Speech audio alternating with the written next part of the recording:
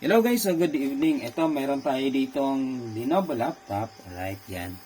Then, yung pinaka main problem nito ay yung keyboard. Ano? So, yan. Keyboard. Kasi, nagsisipagtakbuhan na yung yung mga keys. Kapag pumunta ka ng search bar, then yan, magsipagtakbuhan na sila. Then, kapag gumamit ka ng, anong tawag natin dyan? Nag-press ka ng Windows key. So, wala nang function kahit any keys. Wala nang function, only power button na lang. So, that's why, eto, nag-order tayo via online. Yan, via online. Order tayo ng keyboard. So, available naman yan. Ano po? Mostly made in, ano ba to? Made in, Yan. Saan ba tong location nito?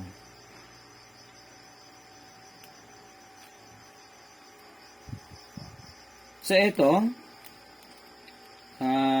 Malaysia, So, from Malaysia pa to. Tama ba? So, Indonesia, Malaysia, or China, So, yan, medyo malayo-layo yung pinanggalingan niya, So, nag-order tayo. So, pwede naman kayo na lang yung mag-order din. Pwedeng di naman kayo na din yung pumalit kung kaya ninyo. So, mas maganda kasi para makamura kayo, makamura na kayo ng sa pagbayad. Kasi, syempre, kung paano mo to sa technician, ang mangyayari niyan, pwedeng singilin kanya ng 1,500, 1,700, or 2,000, 2,500, So, yan. Lalo na kung sabihin natin baguhan ka sa, sa bagay na, sa laptop, then yan, wala ka pang masyadong alam. So, pwedeng tumaas yung presyo. Yan, buksan natin. Unpack muna tayo. Ito yung kanyang keyboard. So, yung in-order natin na keyboard, yung normal keyboard lang, then wala siyang backlight. So, yung makikita lang natin, yung pag-caps lock natin, so mag-iilaw siya, then yung power button, iilaw siya. Compare dun sa may backlight, So, yan. Ayan, ito. So, yung model nito ay Lenovo IdeaPad S145-141GM. Yan. So, compare natin yung kanyang Tingnan natin kung pareho ba talaga. Ito. Yan, pareho naman siya, guys. Yan. Pareho naman. Yan, simulan na natin ang kalokohan na to. Yan. Sige nga. Sa una, syempre, baklasin natin yung mga tornilyo niya sa likod. Yan. Tanggalin ko lang to, guys. Yan, so natanggalan natin yung kanyang mga tornilyo. Then, tanggalin na natin yung cover, back cover. Paano ba to? So, saan ba to? Dito ba to? Eto, yan. So, ganun lang. Ganun nyo lang yung gagawin nyo. Then, iaangat nyo. And that's it.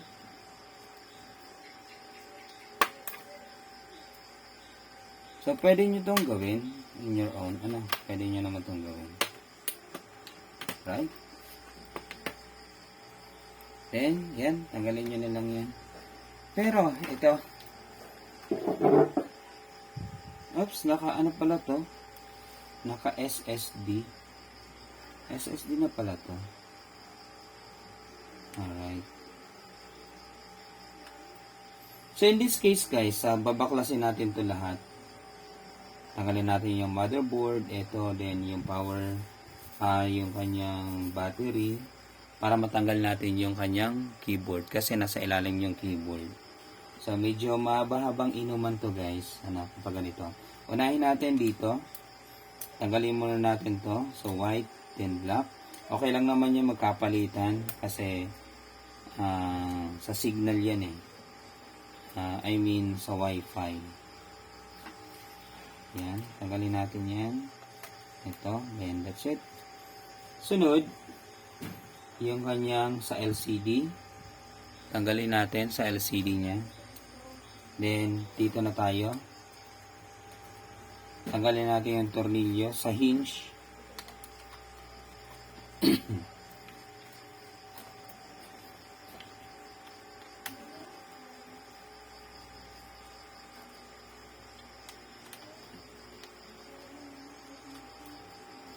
Then, iangat natin. Ganyan. Then, that's it. Iangat na yung hinge. Then, tanggalin na yung board. Yan. So, para hindi natin masira yung kanyang LCD. Ano? So, mahirap na. Let's focus on this. Yan, babaklasin natin yung lahat. Diba? Parang ang hirap. Ano? So, umpisan muna natin dito sa kanyang Wi-Fi. Then, balik na lang natin.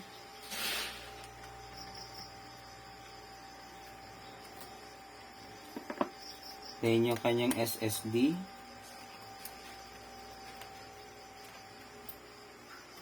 Yan, balik na lang din natin yan.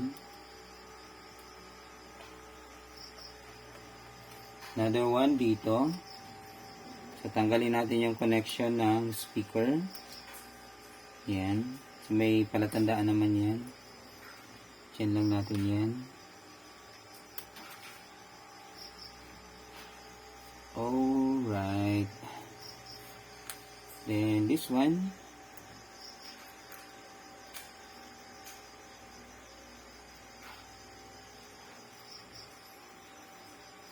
Yung flex cable. Tanggalin natin. Then, eto naman dito. So, balik na lang natin yung mga tornilyo para at least hindi tayo malito mamaya. Then, another. So, dito na tayo sa battery. Tanggalin natin yung battery.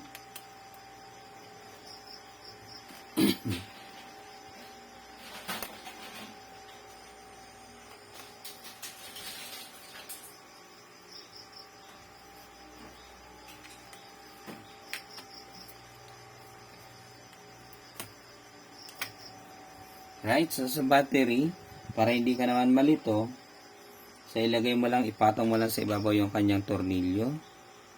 Yan, then lagay mo sa safe place. Another one, so sa board naman tayo, tanggalin natin yung connection ng keyboard. Ito siya. So tanggalin natin yung connection ng keyboard. Iangat mo lang tong block na to, yung lock niya. Then, dito tayo. That's it. Then, yung connection sa kanyang tawag natin dyan touchpad. So, baklasin natin to.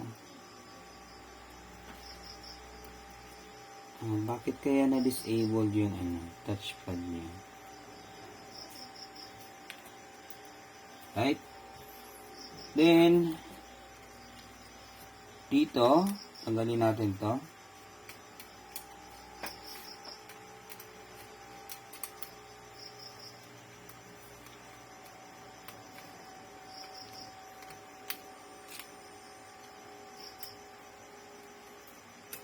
So, ang kagandahan naman ng laptop na to guys, fanless na siya.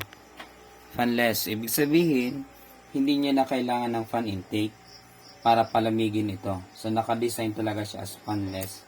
So, ganito na lang yung niya, para ito na yung mag-absorb ng init. So, wala na siyang fan.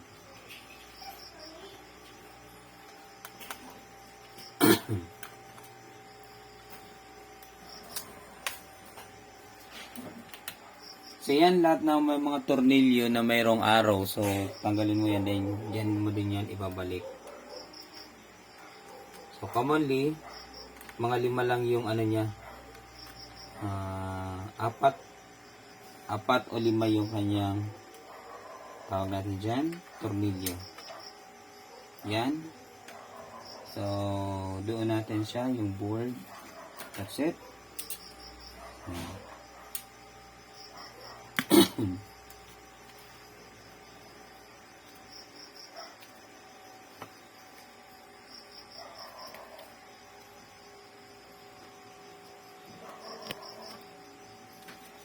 Then ito pa. Tanggalin pa natin to.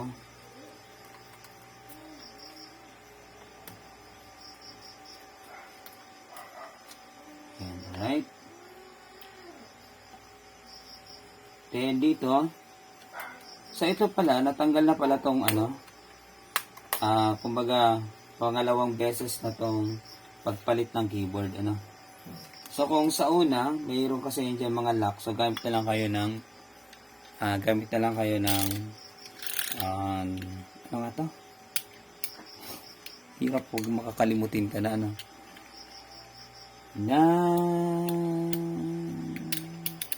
Ano nga to? Nako. So, hirap pag tumatanda ka na talaga. Medyo makakalimutin ka na. Yan. So, bahala na kayo. So, gamit ka na lang. Then, yan. Tanggalin mo na lang. Ganun lang. Isa-isahin mo lang yan. Hanggang sa maubos mo. Yan. So, since ito, so, pangalawang pagpalit or pangatlong pagpalit, so, baklasin na lang natin, iangat na lang natin ganyan. Kasi, mas madali na lang siyang iangat. Ano? Yan. So, wag nang pahirapan ng sarili. Yan. Iangat lang. And that's it. So, ang dali lang, oh. Ayan. Then, ito na yung kanyang keyboard.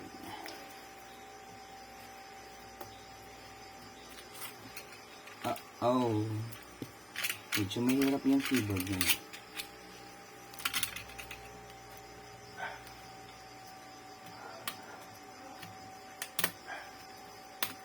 Ayan.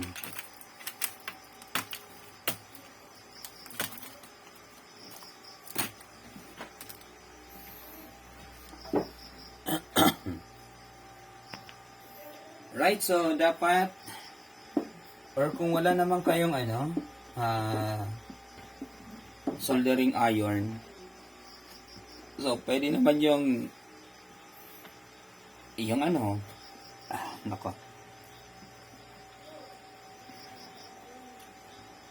yung Phillips screw nyo, initin nyo sa sa lighter. Then yun na lang yung pang nyo dito, pang lock nyo. Pwede yun. So magandang ideya yon. So since meron tayong soldering iron, so yan, gamitin na lang natin. Now, bago natin ilagay, so compare ulit natin, yan. So sana dapat parehong-pareho. Ayan, parehong-pareho naman sila, guys. So tingnan nyo to, dito. Sorry. So parehong-pareho naman sila, ayan. So tingnan nyo dito, ayan na.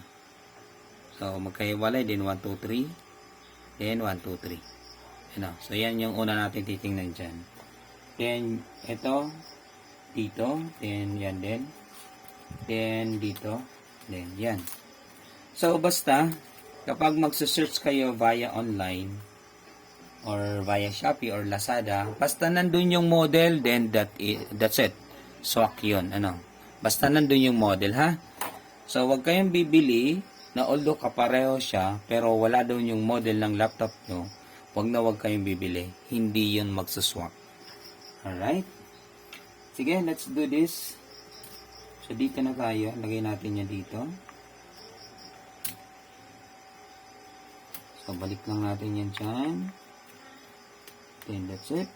I-press down, press down, press down, press down, press down. Ayan. Alright.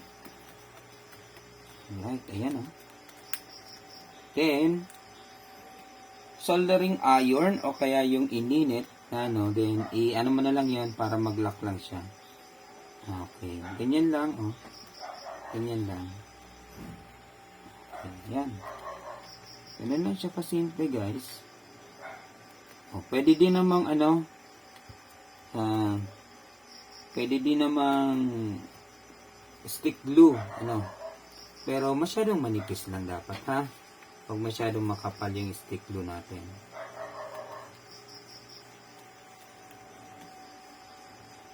So, pinaka-importante yung dito sa part na to.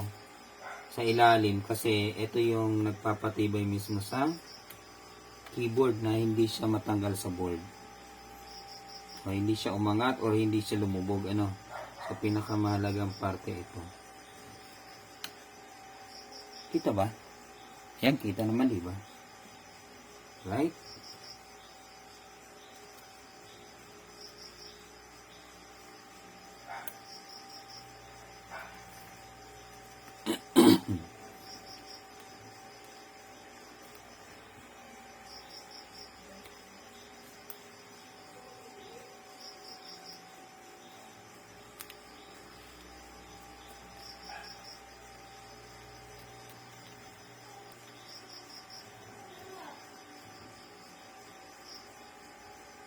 Yun.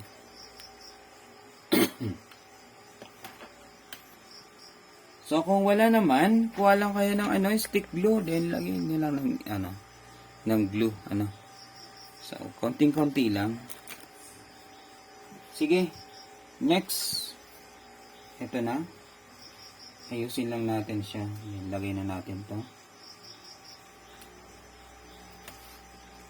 Ganyan. That's it. Yun.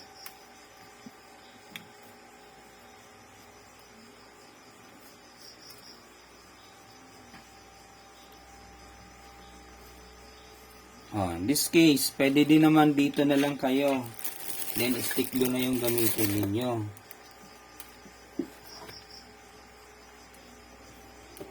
Kung wala kayong soldering iron, stick glue na lang.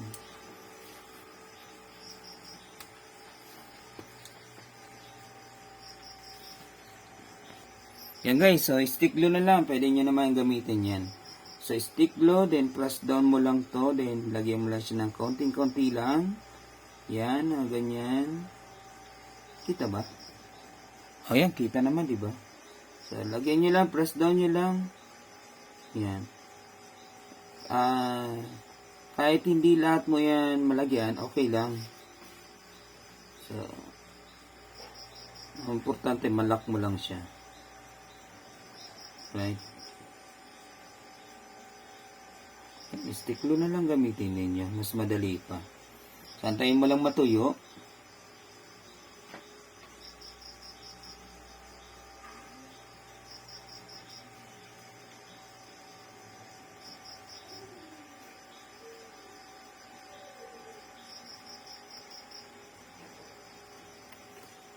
Santayin mo lang siya matuyo.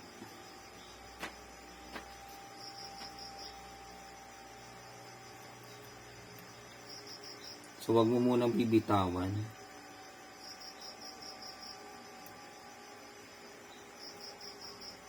Kaunti lang, So, bumukol lang siya dyan. Na mag-connect lang siya sa ilalim. Then, that's it. Okay na yan.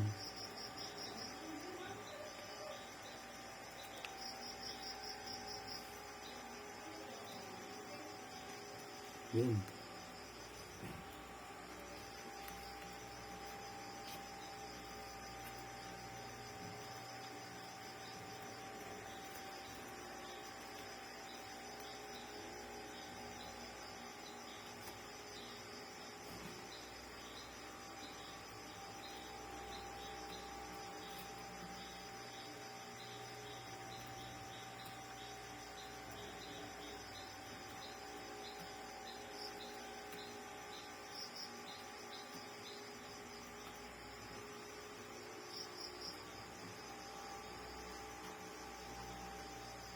Konting-konti lang guys, lumikit lang siya.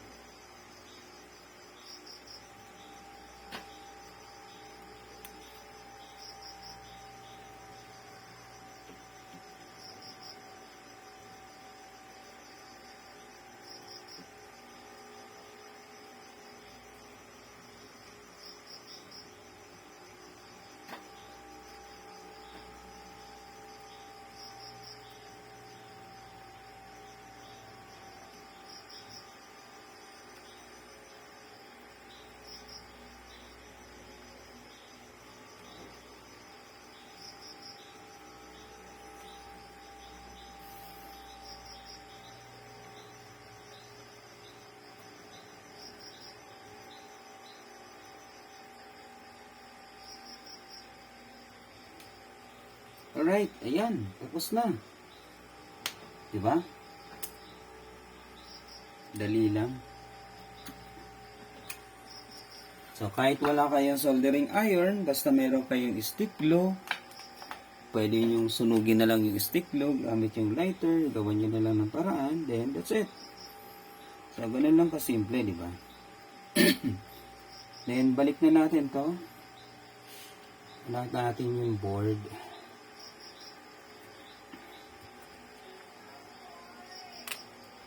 Anahin natin yung board. Okay.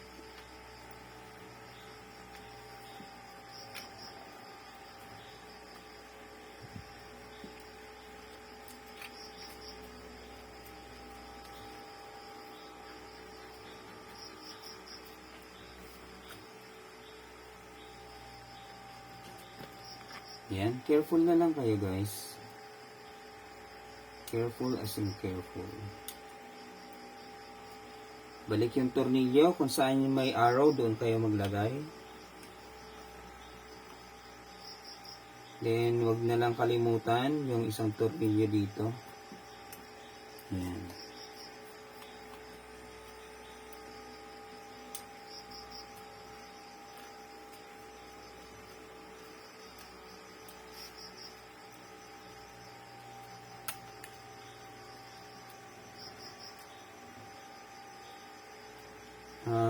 Medyo long process, medyo mabagal lang yung gawa natin.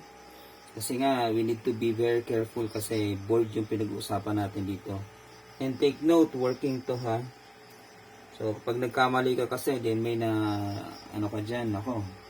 It's a big kasi totally big problem. Ano? Pwede magka-problema ka dyan. Imbis na keyboard lang yung problema, madadagdagan. So, may hirap yun guys ha. I tell you, mahirap yun. Yan.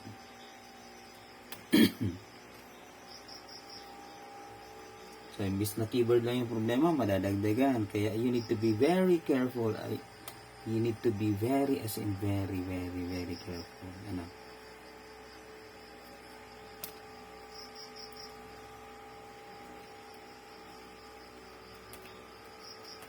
Tingnan natin kung mag-function na tong touchpad niya mamaya. Yusin lang natin. Then, ito.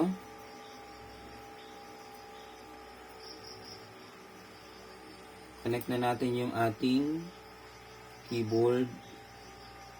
Yan, that's it. That's it. Then lock. Alright, ganyan. Then, another one. Dito muna tayo. Tanggalin na lang yung ilagay natin doon na ano. So, yan.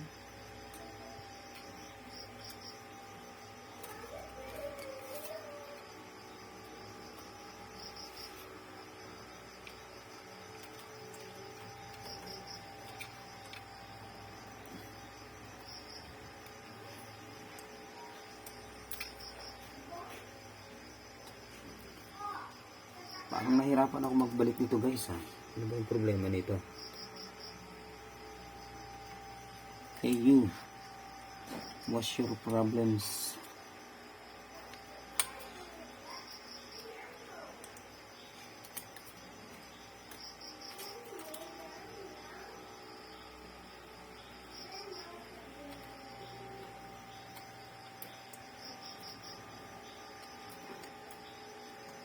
Ano ba yung problema nito?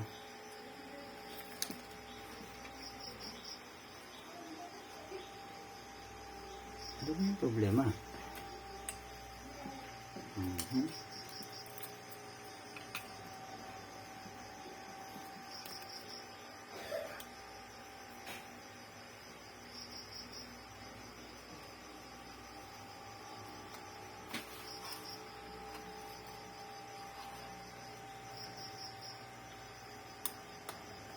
Yun. Pinahirapan ako dun eh. Yan, balik yung tornilyo. Yan yung connection. Punta dito sa speaker. That's it. Then, ito naman yung flex. Papunta dito sa board.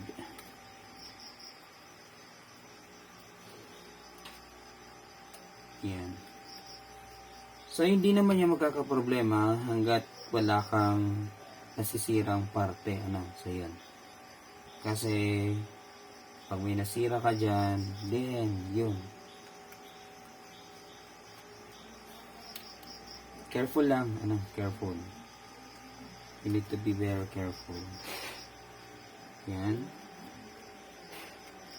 Kung paano ko siya ginagawa, so, gayahin nyo na lang. Wala namang problema ang mangopya kayo. Kaya nga, mayroon tayong YouTube tutorial, di ba? Mayroon tayong guide, so, gina-guide kayo. Yan.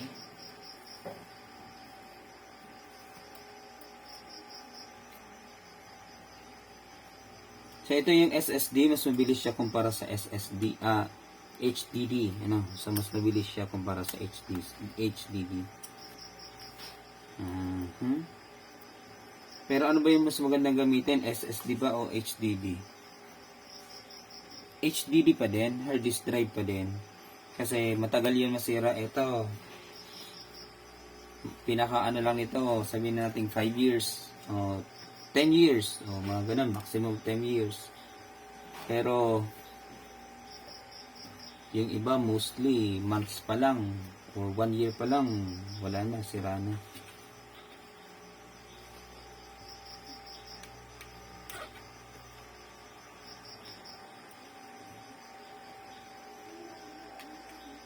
Alright.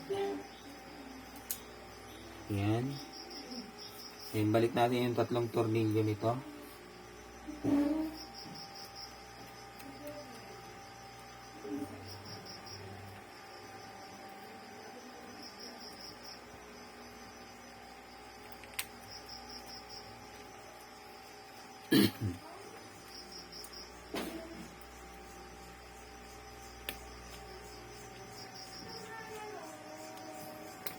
Right? Sige, ayan na. Another. So, bago natin matest yung yung keyboard, ito muna yung pagdadaanan natin, So, lalagay mo muna yan lahat. Then, kung may problema na ako, babaklasin mo ulit. So, yun ang problema kung hindi mag-function yung yung keyboard. So, babaklasin mo yun ulit. Nako, kaya yun nga, basta pag bumili kayo via online, tingnan nyo yung comments, yun, para at least makasiguro kayo na legit. No. So, mula doon, nakakakuha tayo dyan ng supplier, so supplier na natin. So, dyan na tayo tumitingin sa online.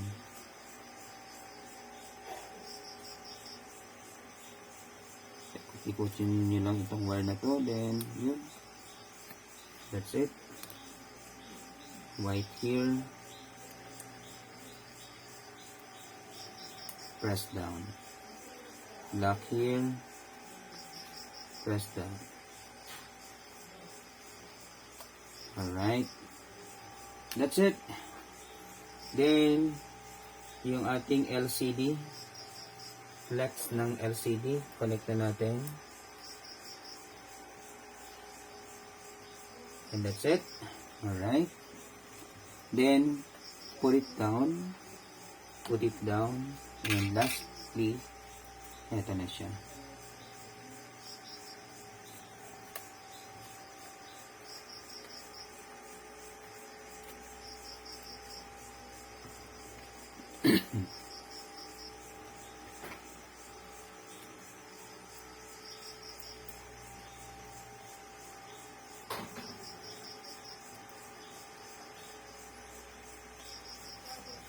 So, ang kagandahan naman ng Lenovo laptop na to. Oops, what happened? Meron siyang pwedeng paglagay ng HDD. So, kung kailangan mo pa ng more storage, so, mag-add ka na lang dito. Ayan naman yung connector niya. So, add ka ng HDD. Kasi mostly, ang mga capacity nito, mababa, yung SSD. Mahal kasi yung 1 terabyte or 512. Sige, try natin. Right, then power on. Ayun, nag-on. Ayan. So, dito pa lang natin malalaman kung okay ba yung pinadala ni seller sa atin na keyboard. Alright. Sige. Si seller, si supplier natin.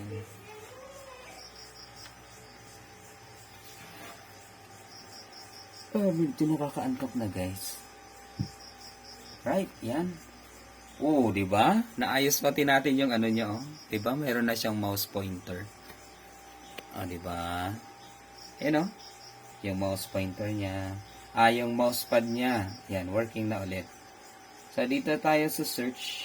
Click natin search. Then, yun. Then, yan. Oh, very good. 1, 2, 3. Check natin lahat. Sa search na lang. Yan. Backspace, then Q, W, yan. Yan, alright.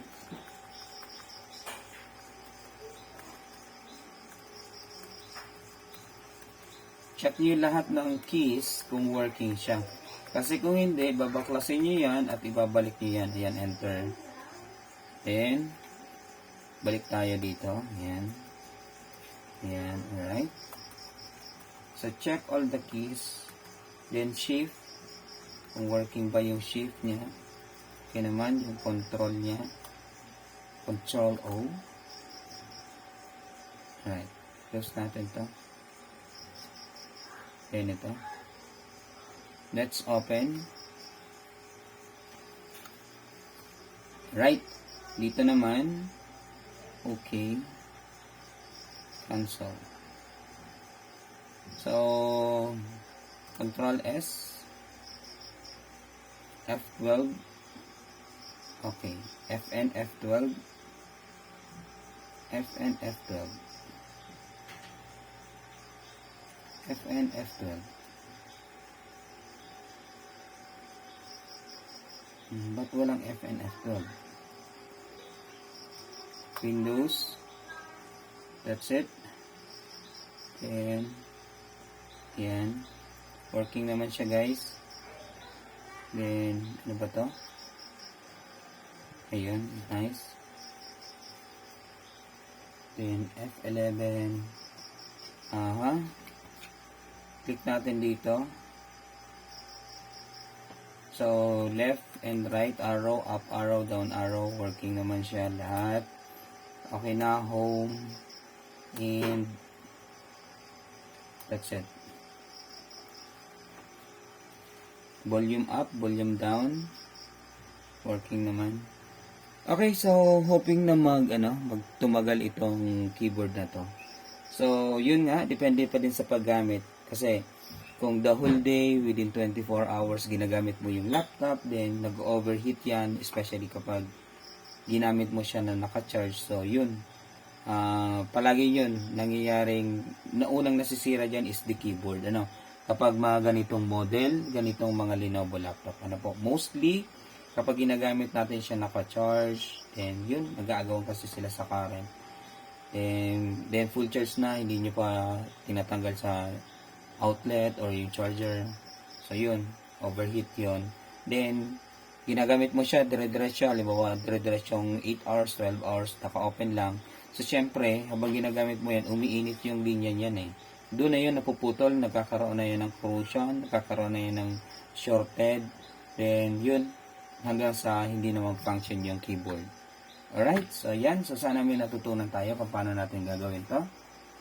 So, in your own, kaya nyo din naman gawin itong prosesong ito, para at least, makamura kayo, So, makamura kayo sa pagpaayos, then, pag nagka-problema, kaya nyo nang i-resolve.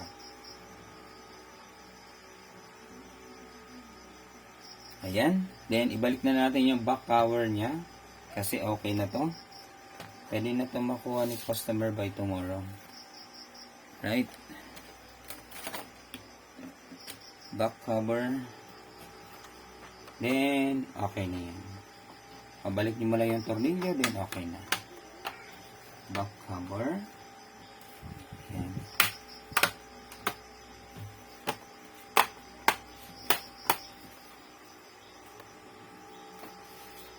Then, okay na yan. Pag click mo na yung tornilyo niya. Alright, so this is always your Kotech Ala Altamarino signing off. So, sana may natutunan tayo dito, guys. Peace out. Then, good morning. Thank you.